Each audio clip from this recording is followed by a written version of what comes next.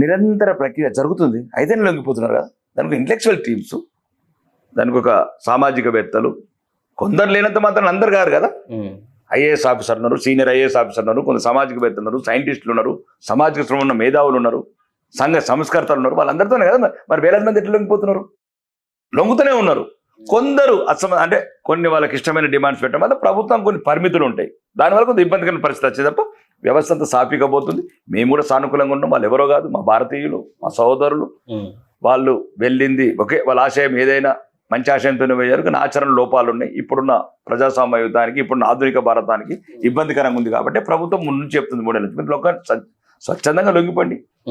స్వచ్ఛంగా ఇప్పుడు పులందేవి లాంటి ఎంపీ అయినారండి, బందిపోటు రాణి, అంతేనా కాదా? మీరే తెలివైన వాళ్ళు, మేధావులు, ఏ పేరు ఆశించకుండా అడవులకు పోయినరు. మాకన్నా ఒక ఇంటర్వ్యూతో ఒక పేరు వస్తుంది, ఒక వ్యూ కొడితే ఇది వస్తుంది. నాకు అదే బాధ. నాకు ఎందుకంటే ఏ పేరు ఆశించకుండా, ఏ ఆస్తులు కోరుకోకుండా ఒక్కొక్కరు 50 ఏళ్ళు అడవులలో ఉండడం అంటే అది మామూలు త్యాగం కాదు. నాకైతే అది ఒక వ్యక్తిగతం, ఒక రకమైన ఇబ్బందికరమైన, బాధాకరమైన పరిస్థితి. నేనేమంటే మీరు ఇప్పుడు కాదు ఇక్కడ రావాలంటున్నా సమాజంలోకి. ఒక్కొక్కరు కొడుకులకు వాట పడచ్చు. ఎందుకంటే మేధావులు, ధైర్యము, నిజాయితీ, ఏ స్వార్థం లేదు. ఒక పేరు కూడా పెట్టుకోరు, సొంతం పేరు. అడవిలోకి పోతే పేర్లు మారుతాయి. ధైర్యం, ఇంకా ఇంకేం ధైర్యం? ఒక వ్యవస్థ, రాజ్య వ్యవస్థను ఎదుర్కొంటున్న ధైర్యం, నిజాయితీ, పేద ప్రజల పట్ల ఒక నిబద్ధత. ఇట్లాంటి వ్యక్తులంతా అడవుల బాల యాసుల బాసే బదులు ఈ సమాజంలోకి వస్తే ఈ కొడుకులందరూ ఇప్పుడు 2000 కోట్లు, ఏసీబీ రైళ్లు ఇవన్నీ తీస్తాం కదా. ఇవన్నీ తీసి మీరు ఏమనుకుంటున్నాము? బస్తర్ల బండ్లు కావచ్చు, బస్తర్ల రోడ్లు కావచ్చు, ఇవి తినేద్దాం. కాళేశ్వరం, దుర్గవర్ధం 50,000 కోట్లు దోసుకున్నారు కొడుకులు. మిషన్ భగీరథలు 20,000 కోట్లు దోసుకున్నారు. కాకతీయాల 10,000 కోట్లు దోసుకున్నారు.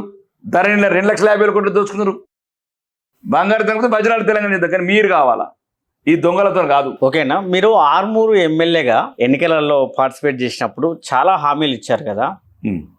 ఇప్పటి వరకు ఎన్ని నెరవేర్చారు? ఎన్ని కోట్ల అభివృద్ధి చేశారు? ఈ ప్రభుత్వం మీకు ఏ విధంగా సహకరిస్తుంది? కాంగ్రెస్ ప్రభుత్వం. ఇప్పుడు కాంగ్రెస్ ప్రభుత్వం అనేది ప్రజాస్వామ్య విలువల్ని తుంగలో దొక్కి రాజ్యాంగ విరుద్ధంగా పరిపాలిస్తున్న పార్టీ ప్రభుత్వం. ఒకటి, మేము ఆ రోజు ఇచ్చిన ఏవైతే ప్రజలకు వాగ్దానాలు ఉన్నాయో, మేము అనుకున్న మా BJP manifesto, Bharatiya Janata party అధికారంలోకి వస్తే ఏం చేస్తాం అది మేము చెప్పినాం. కానీ మేము అధికారంలోకి రాలేదు. మీరు గమనించాల్సింది, అధికారంలో రాలేదు కానీ నిరంతరం నా ప్రజల గురించి కొట్లాడుతున్నాం. అంటే సుమారు ఇప్పుడు నేను వచ్చిన తర్వాత ఒక 200 కోట్ల ఇంటిగ్రేటెడ్ ఇంటర్నేషనల్ స్కూల్ శాంక్షన్ చేశాను. యంగ్ ఇండియా తెలంగాణలో ఒక్కడికే ఇచ్చారు ప్రతిపక్షంలో.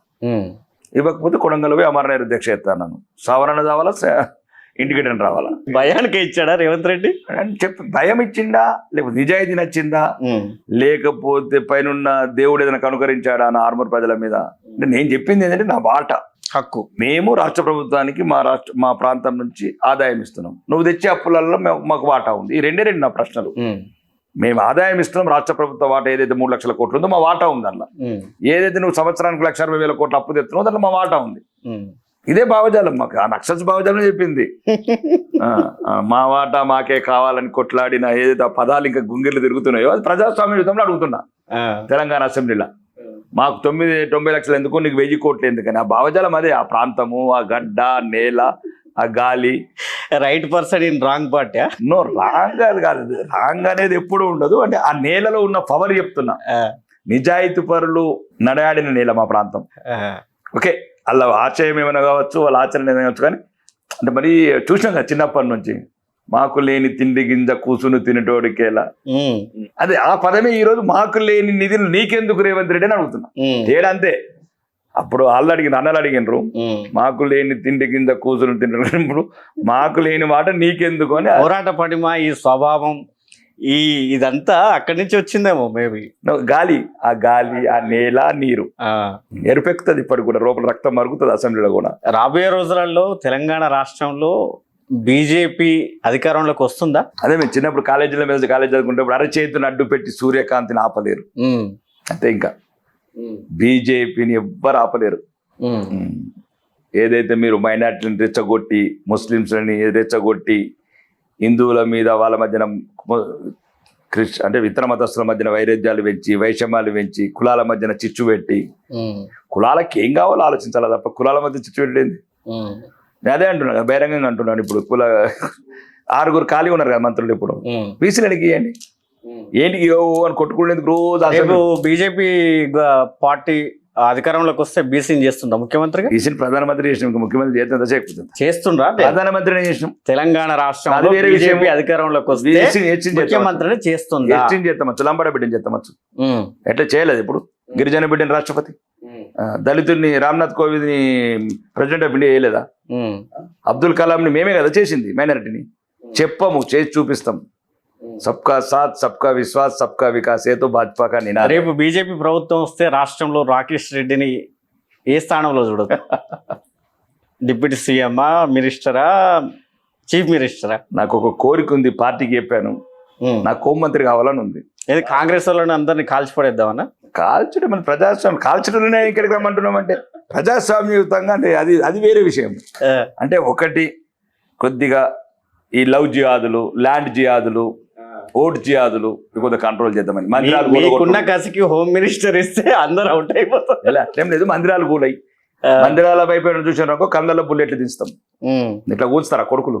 మరో యోగి ఆదిత్యనాథ్ అయిపోతారా? ఇప్పుడు ఎందుకు కూలుస్తారు మమ్మల్ని? అట్లా కాదు మురళీకృష్ణ, మా గుళ్ళని ఎందుకు కూలుస్తారు? మేము మసీదులను కూలగొడుతున్నామా? మేము చర్చిలను కూలగొడుతున్నామా? ఎవరి మీద, కులం పేరు మీద, మతం పేరు మీద వ్యక్తిగతంగా దాడి చేసినా తప్పే, 100% తప్పే. మరి అంటే ఎందుకు వాళ్ళని ఎత్తుకో? ఇప్పుడు రంజాన్ కు 70 కోట్లు ఇస్తాం, మరి మా పండుగకి ₹1 ఇయ్యరు. ఇప్పుడు నిన్న అయిపోయింది అదేంటి, నిన్న ఏంటి మనం కాళేశ్వరం, సరస్వతి నది పుష్కరం. అరే ఒక రోడ్డు లేదు, ఒక సౌకర్యం లేదు, ఒక టెంటు లేదు, ఒక మన్ను లేదు, ఒక మషాడం లేదు. ఎందుకు హిందువులంతా అంత చులకనా? 66 కోట్ల మంది కుంభమేళ అమెరికాకి వచ్చి స్నానం చేసిపోయిన పవిత్ర స్నానం ఇది చేయలేరా? అంటే హిందువులు అంటే ఎప్పుడు మీకు ద్విధ చేయని. మాకు నేను అదే అంటున్నా, ఇలా అసౌద్దీన్ అక్బరుద్దీన్ చెప్తున్నా అర్థమవుతుంది. మొన్న ఎవరు అత్త కూడా అదన్నా గుడి గురించి, అసాద్ భాయ్ అక్బర్ సే బోలేదు సునేత రేవంత్ రెడ్డి అని చెప్పిన. ఇప్పుడు రేవంత్ రెడ్డి గారికి అక్బరుద్దీన్ అసౌద్దీన్ చెప్తున్నారు. మీరు అక్బరుద్దీన్ అసదుద్దీన్ వాళ్ళకంట కడుతున్నారు, కానీ ఈ దేశంలో, ఈ రాష్ట్రంలో ఎంఐఎంను, అక్బరుద్దీన్ ఓవైసీని, అసదుద్దీన్ ఓవైసీని అడ్డు పెట్టుకొని వాళ్ళని ఒక బి టీమ్గా ఉపయోగించుకొని హిందూ మతాన్ని పోలరైజ్ చేస్తూ బీజేపీ వాళ్ళని బి టీమ్గా ఉపయోగించుకునే ఈ మత రాజకీయాలు చేస్తుంది అనేది. హిందూ మతాన్ని ఒకటి రాసి పెట్టుకోండి మురళీకృష్ణ, ఇది హిందూ సామ్రాజ్యాన్ని చేస్తాం. రాసి పెట్టు, 1200 ఏళ్ళ చోళులం, 1200 సంవత్సరాలు. మరి ఇక్కడ ఉన్న ముస్లింలు, క్రిస్టియన్స్ అంతా ఎక్కడికి వెళ్ళాలి? నో చేస్తాం, మార్చుకుంటాం. మా వాళ్ళు మా ఇంటికి మేము తెచ్చుకుంటాము. మా తాతని మళ్ళా మమ్మదైన నుండి మళ్ళా పెట్టుకుంటాము. నీకేం బాధ? మా తాతని కదా పోయినోడు, మా తాతని మేము మార్చుకుంటాం. నిరంతర ప్రక్రియ అది. నేను అనేది ఏంటంటే ఇంకా ఒక్కటి చెప్తున్నాను, హిందుత్వం బరాబర్ హిందువుల వైపు ఉంటాం. హిందువులకు కన్నీరు వస్తే కన్నీరు గారుస్తాం, బొట్లు తీస్తే యుద్ధాలను నిర్మూలిస్తాం. ఎట్లయితే ఆపరేషన్ సింధూర్ ఉంది, మా బిడ్డల నుదుటి బొట్టు చేర్చిన ఏ నా కొడుకైనా ప్రపంచం బొట్టును చూడాలంటే భయపడాల కొడుకులు. ప్రపంచంలో ఎక్కడైనా హిందూ స్త్రీ బొట్టు చూడాలంటే ప్రపంచమే అనుకేటట్టు చేసినాం ఆపరేషన్ సింధూర్తో. ఆపరేషన్ సింధూర్ ప్రపంచానికి తెలిసింది. ఇప్పుడు న్యూజిలాండ్ కూడా అడుగుతున్నాడు సింధూర్ క్యా है? सिंदूर वो होता पहलगाम में जो हमारा माँ बहनों को जो सिंदूर मिटाया हरामी लोगों ने उसको उठा के दिखाया. ఇది ధర్మం, ఇది సనాతన ధర్మం నిలబడిన నేల తప్ప మేము ఇంకొకరిని ఏమంటలేము. కానీ నా ప్రశ్నకు మీరు సూటిగా సమాధానం చెప్పలేదు. అసాద్ అక్బర్ ఇప్పుడు అది మీకు బి టీమా కాదా? బి టీం ఎందుకు అవుతుందండి? వాళ్ళ ప్రజల గురించి వాళ్ళు కొట్లాడుతున్నారు, మా ప్రజల గురించి మేము కొట్లాడుతున్నాం. అక్బరుద్దీన్ అసాదుద్దీన్ వాళ్ళ ముస్లిం తప్పేముంది? బరాబర్ అక్బరుద్దీన్ అసాదుద్దీన్ వాళ్ళ ముస్లింల గురించి కొట్లాడుతున్నారండి. రాకేష్ రెడ్డి, రాజా సింగ్, బీజేపీ హిందువుల గురించి కొట్లాడుతున్నది, తప్పేముంది అంటున్నా. అంటే ఎందుకు మరి కుంభమేళకు రారు కేసీఆర్, రేవంత్ రెడ్డి? మరి టోపీలు పెట్టుకుని నాకుతారు ఏంది? అది ఇఫ్తార్లా 15% ఉన్నది నాకుతే, మరి 85% ఎందుకు నాకరు? ఉద్యమాలు చేయడం వేరు, ప్రజల సమస్యలపైన పోరాటాలు చేయడం నమ్మకాలు. కానీ ఓటు రాజకీయాలు వచ్చినప్పుడు, ఎలక్షన్స్ జరిగినప్పుడు ఎక్కడైతే హిందూ ముస్లిం ఉన్నారో ఆ ముస్లిం ఓటు బ్యాంకును వ్యతిరేక ఓటు చీల్చడానికి వాళ్ళు ఖచ్చితంగా మీకు అండగా ఉండి పోటీ చేస్తున్నారు అనేక రాష్ట్రాలలో. వాళ్ళ సిద్ధాంతం, వాళ్ళు ఒక్క సీటు 7 సీట్లు అయినరు, ఒక్కొక్క దండయాత్ర వేసుకుంటూ పోతున్నారు. బైన్సా ఎక్కడైతే మెజార్టీ, అందుకోసం హిందువులకు బహిరంగంగా చెప్తున్నాం కదా, ఈ ఆట ఆపదు. మీరు సంతానం ఫ్యామిలీ ప్లానింగ్ వేద్దంటున్నారు హిందువులకు. వాడు 12 మందితో క్రికెట్ ఆడుకుంటే ఇడు ఒక 2తో ఏమాడతాడు, ఇటు క్రికెట్ ఫ్యామిలీ ప్లానింగ్ వేద్ది హిందువులకు. ఇప్పటికే 150 కోట్లు కానీ 300 కోట్లు కానీ అంటే ఆడికి లేని బాధ నీకేమవుతుంది? పండ్ల దుకాణం పోతే 18 కంటే నీకు ఫామ్ హౌస్ ఉన్నాడు 1 గంట దరిద్రం ఏమవుతుంది? మరి ఆ ఇద్దరికి బతికిస్తుందో నీకు 6 కావాలి కదా. ఇప్పుడు ఆ ఇద్దరిని ఎట్లా చంపేస్తున్నారు ఇప్పుడు? వెస్ట్ బెంగాల్లో చంపేసినారు, కాశ్మీర్లో చంపేసినారు, ఓల్డ్ సిటీలో చంపేసినారు, బంగ్లాదేశ్లో చంపేసినారు. హిందువులు మర్మాంగాలు చూసుకుంటే వేలాడ తీసినారు. ఏం చేసినారు వాళ్ళు? హిందువులు ఉట్టడం నేరమా ఈ ప్రపంచంలో? చెప్పండి కదా, దానికి సమాధానం చెప్పారు ఎవడు? సన్నాసులు. 22% ఉన్న పాకిస్తాన్లో 2% ఎట్లయిండు? మరి 3% ఉన్నాడు 14% ఎట్లయిండు? చెప్పారు. ఈ డాటా చెప్పండి ఒక్కడన్నా, చెప్పండి ఒక్కడన్నా. ఇది ప్రేమ గల నేల, ఇది అందరిని సమానంగా స్వీకరించే నేల, అందరిని తనని కలుపుకపోయే ప్రేమ గల జాతి ఇది హిందూ జాతి, హైందవ జాతి. చెప్పండి కదా, 3 కోట్లు ఉన్నాడు 20 కోట్లు ఎట్లా? ఆడ 20% ఉన్నాడు 2% ఎట్లా? ఒక్క ఊర్లే మసీదులు లేని దగ్గర మసీదులు ఎట్లా కనబడుతున్నాయి, చర్చిలు చర్చిలు ఎట్లా కనబడుతున్నాయి? కనబడితే చూసినావు చిన్నప్పుడు ఇన్ని గానం ఎట్లా పెరుగుతున్నాయి? మీరు కూడా పెరుగుతున్నారు అంటున్నా. రాకేష్ రెడ్డికి ఎన్ని వేల లక్షల కోట్లు ఉన్నాయి? ఇన్కమ్ ట్యాక్స్ డిపార్ట్మెంట్ దగ్గర ఉన్నది అండ్ ఎలక్షన్ కమిషన్కి ఇచ్చినాము. దాదాపు ఓపెన్ డాక్యుమెంట్స్ ఎవరైనా చెక్ చేసుకోవచ్చు. అంత సక్రమమేనా లేదా అక్రమమా? భారతదేశ చట్టాల ప్రకారం న్యాయమైన ధర్మమైన వ్యాపారం చేసి సంపాదించాం.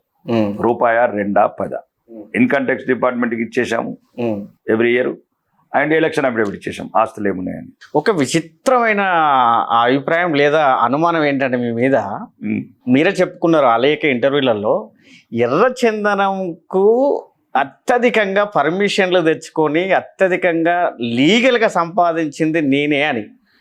ఈ మధ్యలో యూత్లో కూడా బాగా కరెక్ట్ అయ్యారు. పుష్ప సినిమా వచ్చినాక సినిమాలో హీరో అల్లు అర్జున్ కానీ బయట హీరో మీరు అని ఎర్రచందనం.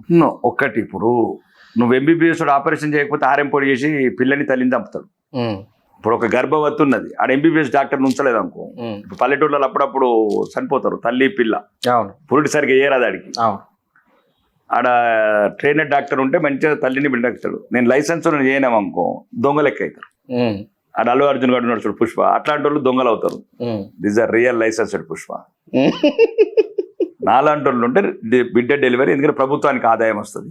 నేను ప్రభుత్వ వేలంలో కొంటాను, వాళ్ళేమో అడవిలో కొంటారు. ఒక్కరికి ఇంత పర్మిషన్ లేదా ఇంత లీగాలిటీ నువ్వు కూడా చేయొచ్చు. ఏం మాకు ఇది చేస్తే ఇస్తారా? ఎందుకు డైరెక్ట్ ఎవ్రీ 3 months ఒకసారి యాక్షన్ పెడతాడు. ఆంధ్రప్రదేశ్ పవన్ కళ్యాణ్ వచ్చిన ఇప్పుడు కొత్తగా చంద్రబాబు నాయుడు వాళ్ళు ఇద్దరు పెడతారు. నువ్వు ఆల్రెడీ ఏపీఎఫ్డీస్ అనే పోర్టల్కి వెళ్ళిపో, ఒక 5 కోట్లు EMD కట్టు, నీకు నచ్చింది అనే వీడియో కనబడుతుంది. ఏ సరుకు కావాలో సరుకు తీసుకో, తీసుకొచ్చి పెట్టుకో. ఎట్లయితే బంగారం పెట్టుకుంటున్నావు, కోకబెట్లో భూములు పెట్టుకుంటావు, మైదాబాద్ ల్యాండ్ పెట్టుకుంటుకోవచ్చు. వ్యాపారం అంటే ఒకసారి ఏముంటుందండి, ఎర్రచందనం అనేది కావాలని ఒక మీడియా దాన్ని ఒక ఎక్స్పోజ్ చేసింది. ఎప్పుడే కానీ నేచర్స్ అట్లా చేయకూడదు. నేను ఇంతకుముందు కూడా చెప్పాను, అల్లు అర్జున్ అరెస్ట్ చేయమన్నది కూడా అందుకోసం. ఎందుకంటే ఒక నేచర్, నువ్వు దేంతో నాటాడు, నేచర్తో నాటాడు. అది అడవి, అది ఆయుష్, అది ఆక్సిజన్. ఇప్పుడు మేమేం కొంటున్నాం అంటే అది కాన్ఫిస్కేటెడ్ అయ్యి, అంటే స్మగ్లింగ్ అయిన మెటీరియల్ని ప్రభుత్వం పట్టుకొని వేలం వేస్తే కొంటాం మేము. దాని వల్ల అదే చెప్పాను, లైసెన్స్డ్ డాక్టర్, పిల్ల తల్లి క్షేమం, గవర్నమెంట్కి రెవెన్యూ వస్తుంది, ఇన్కమ్ ట్యాక్స్ వస్తుంది, సేల్ ట్యాక్స్ వస్తుంది. అడవిలోకి వెళ్ళి కొట్టుకపోతే ఏం రాదు. ఆడ ఆర్ఎంపీ డాక్టర్, మేము MBBS డాక్టర్స్. కాబట్టి దాంట్లో ఒక అపోహలు ఉన్నాయి. అపోహలన్నీ పోవాలి, తొలగిపోవాలి. ఒక చిన్న సబ్జెక్టు, ఒక 3-4 జిల్లాలలో ఉంటుంది. అది ఎక్కడ భారతదేశంలో ఎక్కడ లేదు. చిన్న మామూలు కర్రాది ఎర్రచందనం. They feel good luck. దుబాయ్లో ఒక కార్మికుడిగా మొదలుపెట్టిన రాకేష్ రెడ్డి ఇలా కొన్ని 100,000 కోట్లకు అధిపతిగా మారి ఒక కీలకమైన నేతగా బీజేపీలో ఎదిగి ఎమ్మెల్యేగా ఎదిగి ఈ స్థాయిలో ఈ స్థానంలో ఉంటానని మీరు ఎప్పుడైనా అనుకున్నారా? ఇంత అనుకోవడానికి కోటీశ్వరునితో అనుకున్నా. కావాలనే కసి ఉండేది. సమాజం డబ్బుకే విలువిస్తుంది కాబట్టి చిన్నప్పుడు ఎదుర్కొన్న కొద్ది అవమానాలు కావచ్చు, పెరిగిన విధానం కావచ్చు, ఎదుర్కొన్న పరిస్థితులు కావచ్చు, సమాజం డబ్బుకే విలువిస్తుందని తెలిసిపోయింది చిన్నప్పుడే. అప్పటి నుంచి అది బాడీలో కసి ఉండేది, డబ్బు సంపాదించాలని. అది న్యాయంగా ధర్మంగా సంపాదించి కానీ ఒక రకంగా మాలాంటి వాళ్ళని కొద్దిగా రిస్క్ తీసుకోవాల్సి వస్తుంది వ్యాపారాలలో. ఏదైనా సరే, ఏ వ్యాపారం, రియల్ ఎస్టేట్ కావచ్చు, ఇంకేదైనా కావచ్చు, కొద్దిగా ఎక్కువ వర్క్ చేయవలసి వస్తుంది. రకరకాల అవమానాలు ఎదుర్కోవాల్సి వస్తుంది అధికారుల ద్వారా, రాజకీయ వ్యవస్థ ద్వారా. ఎందుకంటే ఇది పెద్ద చిన్నప్పుడు మిమ్మల్ని బాగా కలిసివేసిన సంఘటన, ఈ పేదరికం వల్ల ఈ కసి పెరిగిన సంఘటన ఒకటి చెప్పమంటే ఏం చెప్తారు మీరు? ఇష్టమనే అన్ని దేవుడు తీసుకున్నాడు. ఇప్పుడు ఇష్టమనే ఏం లేవు. అంటే ఏంటి ఇష్టం? అన్ని లాక్కున్నాడు. తల్లిని లాక్కున్నాడు, అన్ని లాక్కున్నాడు. చిన్నప్పుడు బాల్యం లాక్కున్నాడు. అదే ఏం లేదు ఇప్పుడు లాక్కుంటుంది కూడా దేవుడికి. అంటే బంధాలు, బంధుత్వాలను అన్నిటి కోల్పోయారు. అంటే ఏదైతే ఒక మానవ జీవితంలో అపురూపమైన ఒక స్పాన్ ఉంటుందో, టోటల్ లాస్. కేవలం పేదరికం వల్ల కోల్పోయారా? పేదరికమే కాదు, నా రాత, నా ఫేట్. పేదరికం మంచి మంచి రైతు కుటుంబమే. ఆ గ్రామాలలో అంతే ఉంటాం, 5-10 ఎకరాలు ఉంటాం, మంచి కుటుంబం, ఉన్నతమైన కుటుంబం. అట్లా వచ్చేసింది ఫేట్. అంతే, తల్లి చనిపోవటం వల్ల, అనాథగా మారటం వల్ల, రకరకాల సమాజం. అది రాదు కదా ఇప్పుడు. ఆ ఇబ్బందులు, కౌగులించుకునే తల్లి లేకుండే, కనిపెట్టుకునే తండ్రి లేకుండే, ఏమి కావాలని అడిగేవారు లేకుండా, ఆ రకంగా జీవితం గడిపింది. ఎన్ని కోట్ల వచ్చేం ఫలము, ఎంత పేరు వచ్చేం ఫలము. అందుకోసమే ఈ పేరు, ఈ ధైర్యం, ఈ పవరు సమాజానికి ఉపయోగించుకోవాలి అనుకుంటాం. సామాన్యులకు ఉపయోగించుకోవాలి, ముఖ్యంగా సామాన్యులకు. అదే ఆ ఆవేదన్నే ఆ అసెంబ్లీలో గొంతట్లు తయారవుతుంది.